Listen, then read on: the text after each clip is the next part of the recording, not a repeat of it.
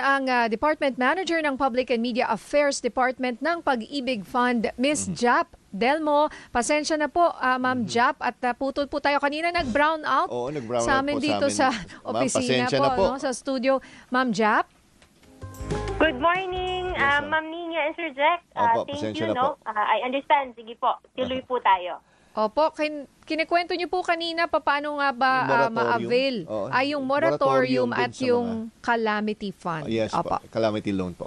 Okay. Opo, so maikwento ko po ulit, no? So we have our calamity loan program po na available po sa lahat po ng nag-declare na po ng state of calamity. And I understand po ang buong Cebu, especially ay nakapag-deklara na po ng state of calamity, no? So tayo po ay ready to accept their applications. Madali lang po ito, atin po talagang pinadali at more convenient to our borrowers po to apply for their calamity loan po. Pwede po ito online. Pwede rin po itong gawin dun sa ating mga lingkod Pag-ibig on Wheels na iikot po, especially to the areas affected. We have right now po, nakatayo po, nandun po sa Bogo and Mandaue ang ating lingkod Pag-ibig on Wheels. And of course, open po the rest of our branches in Cebu to accept po your calamity loan application. And to add to that po, to those who have active housing loan sa ating pong Pag-ibig Fund, you can also claim your insurance po. So tutulungan po namin kayong makapag-claim ng insurance sa ating pong provider para po makaragdag na tulong po para pagpa-repair ng inyong bahay. And yung question mo po on moratorium, we are finalizing the details po at ito din po ma'am ay i-activate po natin, which you can also do online. So you can apply po for moratorium if you choose po to have some months of reprieve on your amortization loan po. Yun, opo. Ano po yung insurance? Paano po yun na nagwo-work, Ma'am Jap?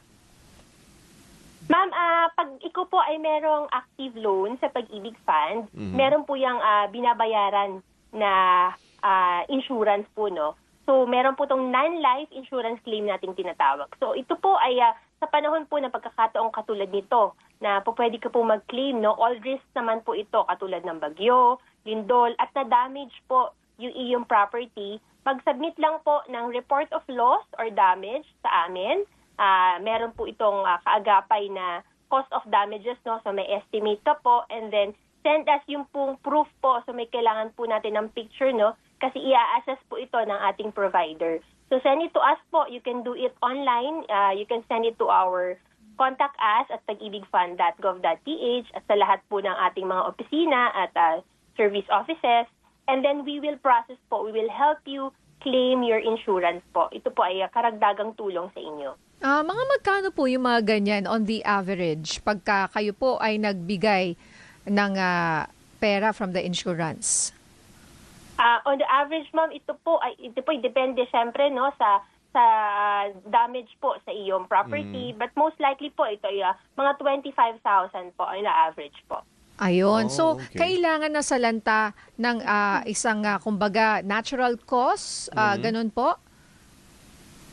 Tama po, ma'am. And also, ma'am, ang isa po naming reminder, dapat po ikaw ay updated sa iyong payment, no? So, pag ikaw ay nagbayad po ng iyong amortization buwan-buwan, kasama naman po ang payment dito ng iyong insurance. So, once you're updated po, ay pasok naman po sa pag-claim ng insurance po. Tapos, ma'am, kailangan may proof, definitely. Kailangan may pictures po ba? Or kayo po mismo ang magagawa ng inspection kung talagang na-damage po yung bahay po?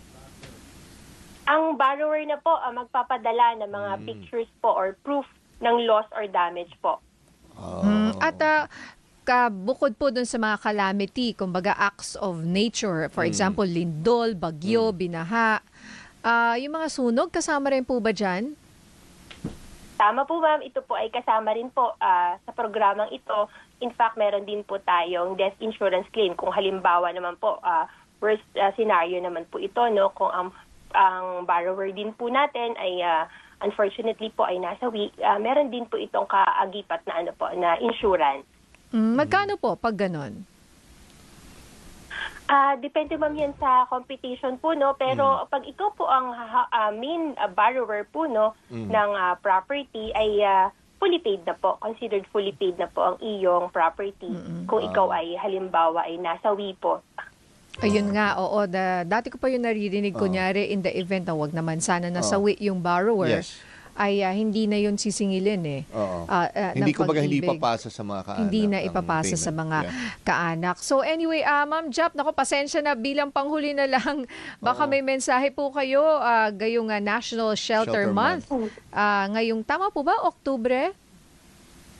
Ma'am, oo, thank you for the opportunity. Isingit ko lang sana. Opo. Salamat Yes, for ma'am. the opportunity to announce, no? Opo, nagdidiwang po tayo ngayon ng National Shelter Month ngayong buwan ng Oktubre at marami pong programang nakalinya ang ating pong Pag-ibig Fund kasama na po ng ibang key shelter agencies, no, sa pangunguna ng Department of Housing. So, meron po tayong ongoing po yung ating pong Expanded for PH, which we have 3% po yung subsidized interest rate po natin. So, sana po ay they grab the opportunity to buy po their property po, especially ngayong ongoing po yung ating early bird promo.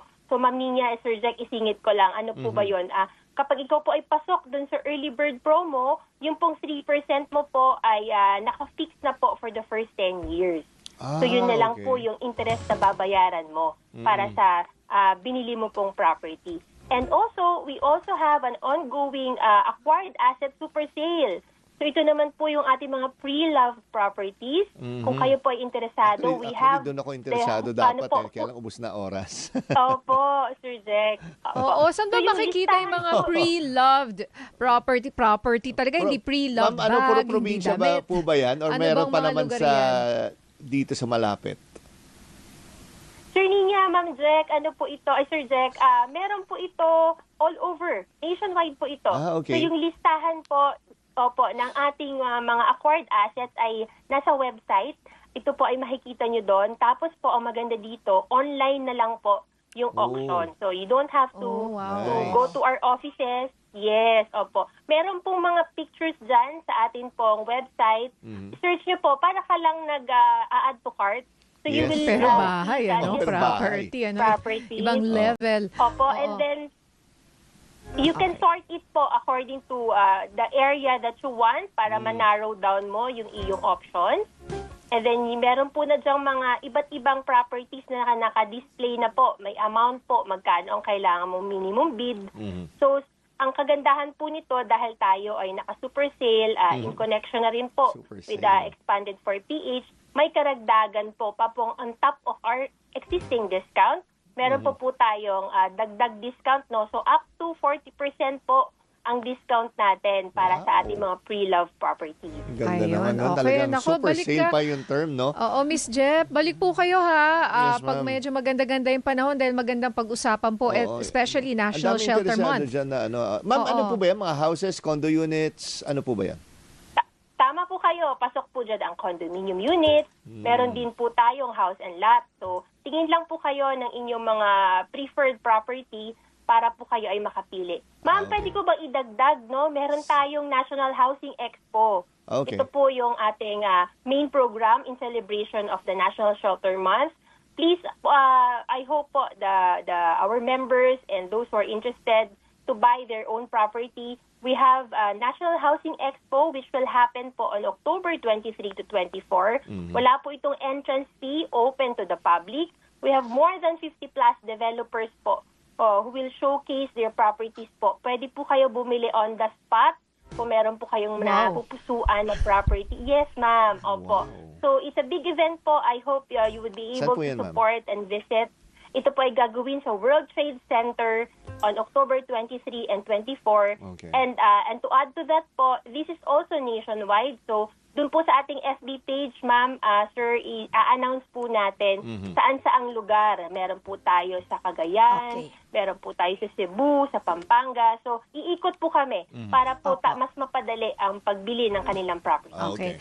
Ma'am Jap, balik po kayo ha in person dito sa studio para lalong ma-explain at ma-promote itong mga events ninyo ngayong National Shelter Month. See you again soon, Ma'am Jap. Bye, ma'am. Maraming salamat! Ingat po.